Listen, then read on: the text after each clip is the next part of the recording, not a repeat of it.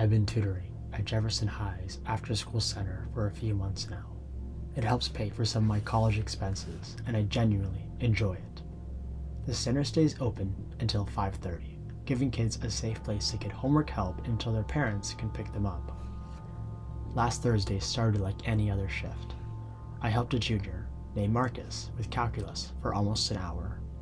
He was struggling with derivatives, and by the time we finished, I can tell something had finally clicked for him. That's the best part of tutoring, seeing that moment when confusion turns to understanding. It was around 5:15 when I excused myself to use the restroom. The bathroom nearest to the tutoring center were always locked after regular school hours, so I had to walk down to the ones by the math hallway. The building was quiet, except for the distant sound of basketball practice echoing from the gym below. I pushed open the bathroom door and went straight to the far stall. Habit, I guess. I just sat down when the intercom crackled to life. "This is a lockdown. Repeat, this is a lockdown. Secure all doors and remain silent." My stomach dropped. The voice had a tension to it that was unmistakably real. I quickly pulled my feet up onto the toilet seat, hoping no one would see them under the stall door. I pulled out my phone to text someone, only to realize I had no service in this part of the building. For a few minutes, there was nothing but silence. The bathroom lights were motion activated, so after a few minutes of complete stillness, they went out. I tried to control my breathing, listening for any sounds. Then I heard it, the main bathroom door slowly creaking open. I held my breath, staying completely still on the toilet seat. Soft footsteps entered, followed by whistling, a slow, casual tune that made the hair on my arms stand up. Who would be whistling during a lockdown? The footsteps moved across the bathroom floor, unhurried. The whistling stopped abruptly. The footsteps approached my stall. I watched the crack as a pair of worn black sneakers stopped directly in front of my door, one untied. I pressed myself against the back of the toilet, praying he wouldn't bend down and look underneath. My legs were starting to cramp from holding the position, but I didn't dare move. Then I noticed it, just behind the feet, partially sticking out from the side of his leg. A duffel bag, canvas, dark gray. It rested on the tile like he set it down there quietly. My stomach twisted into knots. There was a moment of terrible silence, then a soft knock on my stall door. Tap. Just once, right at head height. I bit down on my tongue to keep myself from making a noise. Sweat ran down my back as I stared at the locker door, terrified it would somehow open. I couldn't breathe. I couldn't think. I just stayed frozen, my eyes fixed on the locked door, willing it to stay closed. The person outside the stall stood perfectly still. No more whistling, just waiting. After what felt like an eternity, the sneakers pivoted. I heard the duffel bag scrape faintly against the floor as it moved with him. The footsteps retreated slowly, then the bathroom door opened and closed. I remained in position, afraid it might be a trick. 5 minutes passed, the lights went out again. Then 10. My legs were shaking from the strain, but I didn't dare move. Almost 40 minutes later, I heard multiple sets of footsteps and voices in the hallway. "Police, is anyone in here?" a man's voice called out. I nearly collapsed with relief. "I'm in here," I called, my voice crackling. I unlocked the stall door with trembling hands. 2 officers stood there, weapons drawn but pointed downward. "Are you hurt?" one asked, scanning me quickly. I shook my head, explaining how I'd been trapped in the bathroom when the lockdown started. They escorted me to the main office, where several administrators and more police officers were gathered. The principal looked visibly relieved to see me, explaining that I was the last person unaccounted for. I told them about the person who had entered the bathroom, the whistling, the knocking, the duffel bag. One of the officers took detailed notes, asking for any distinguishing features I might have noticed. "You did exactly the right thing by staying hidden and quiet," an older security guard told me. He didn't laugh or smile. He just said, "You're lucky." The principal explained that the lockdown had been initiated when a teacher spotted someone suspicious entering through a propped open side door. The person was carrying a duffel bag and didn't look like a student. When confronted, he ran. They never caught him. You're the only one who had direct contact, the officer said. He disappeared from our security cameras after entering that hallway. It's been a week since the incident. The school has installed additional security cameras and implemented stricter protocols for after-school activities. I'm back at the tutoring center now, though I haven't used that bathroom again. Sometimes at night, I still hear that whistling in my dreams, followed by the soft tapping on the door. The police told me later that 3 other schools in the district had reported similar incidences in the past month. A man with a duffel bag testing doors after hours. I don't know what would have happened if I'd answered that knock, or if that stalled door hadn't locked properly. I just know I'm not going back to that tutoring center alone. It started like any normal day in 10th grade science. Mr. Peterson was droning on about something. Chemical reactions or tectonic plates, I don't really remember. The windows were cracked open, letting in the cool October air, and I was half listening while doodling in my notebook. Just another boring Thursday, until the intercom crackled to life. Attention, all students and staff. We are now in lockdown procedure. This is not a drill. I repeat, this is not a drill. The room froze. Mr. Peterson moved quickly, locking the door, turning off the lights, and pulling down the window shades. He whispered urgently for everyone to move away from doors and windows. 27 of us huddled into the corner farthest from the door. The tension cracked through the room as we shuffled into position. Megan started crying quietly. My phone vibrated in my pocket. Mom calling. I declined it, remembering the school's strict policy about staying silent during lockdowns. She called again immediately.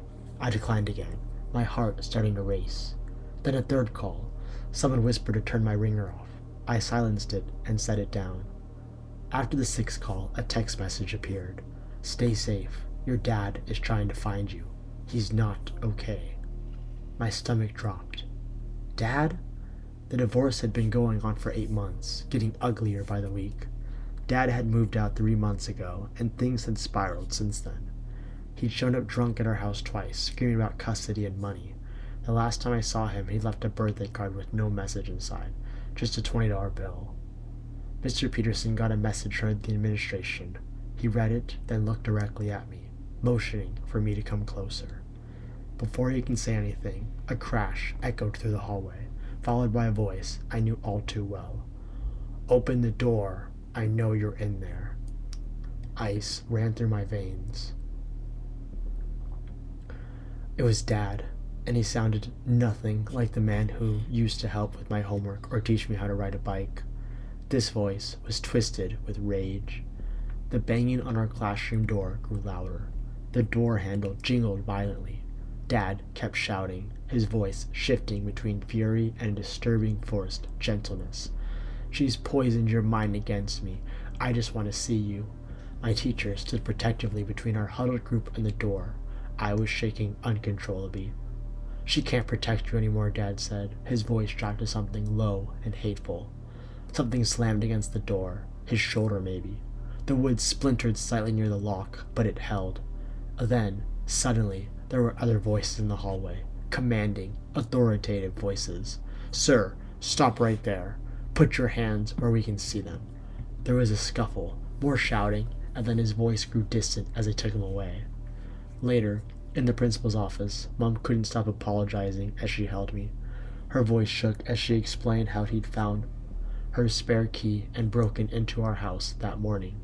When I tried to call the police, he just snapped, said if he couldn't have joint custody, he'd take you himself. The officer looked uncomfortable as he explained what he'd found in Dad's car. A bag packed with my clothes, documents, cash, zip ties, and duct tape, along with a note suggesting he didn't plan to come back. A chill ran through me. The officer didn't need to spell it out.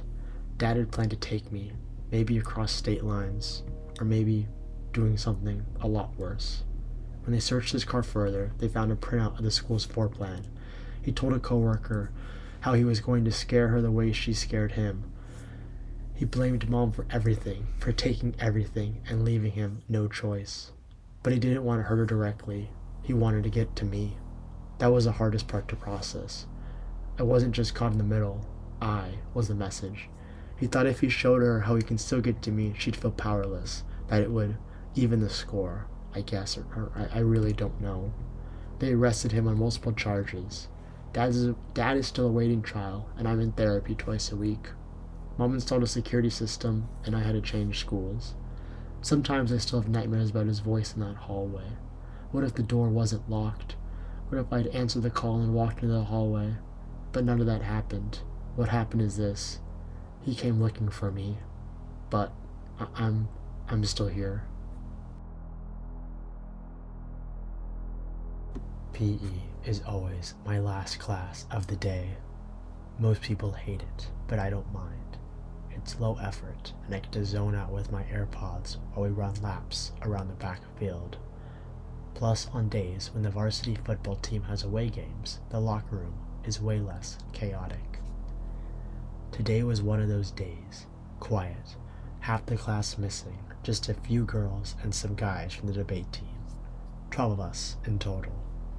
Our school sits in this weird in-between zone, past the suburbs but not quite rural. The PE field stretches out into a line of trees that wrap around the back of the school like a border. Most people hate running back there because it's uneven and gets muddy after rain, but I actually like the solitude. Mr. Reeves, our teacher, was clearly checked out. 2 laps then meet back here, he shouted, barely looking up from his clipboard. The air was unseasonably warm for November, and golden hour was just starting to hit. I popped in my AirPods, turned up my playlist, and started jogging the perimeter, pulling ahead of everyone else. I'd spent too long tying my shoes, so the others were already scattered across the field. The path curved around a small hill, briefly taking you out of sight of the gym entrance. That's where I first noticed him. A man standing near the tree line. At first, I thought it was maybe a coach or one of the seniors taking a shortcut, but as I got closer, I realized I didn't recognize him. He wasn't dressed like a teacher.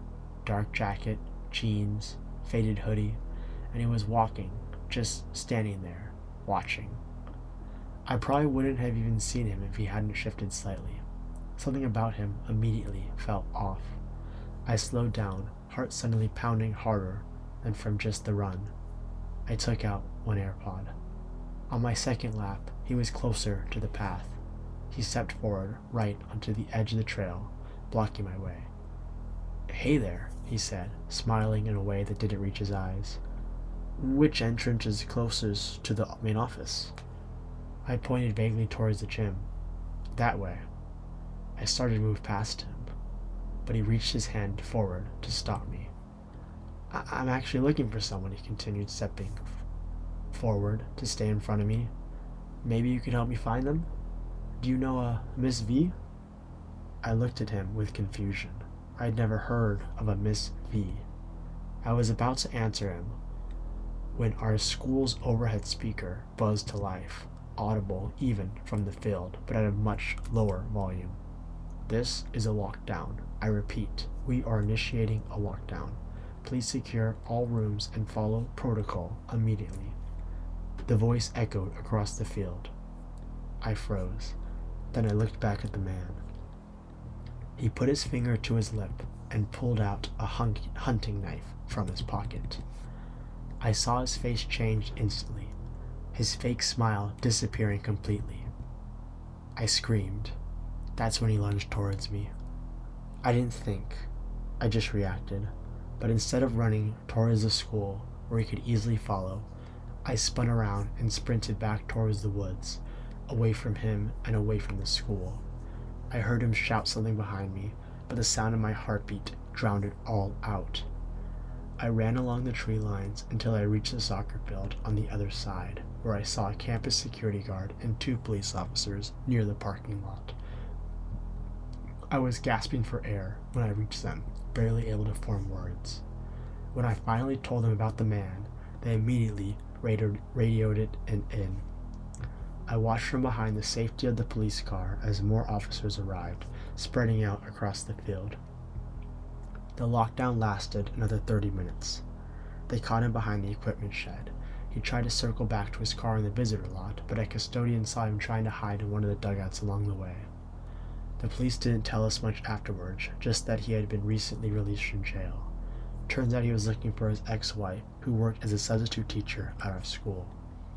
He didn't have the knife on him when they caught him, just a backpack. But later, I overheard two officers talking. They found zip ties, duct tape, and a hunting knife in that bag. The principal told my mom he probably picked me because I was alone, because I wasn't paying attention. I still run laps in PE, but not near the trees. Not anymore.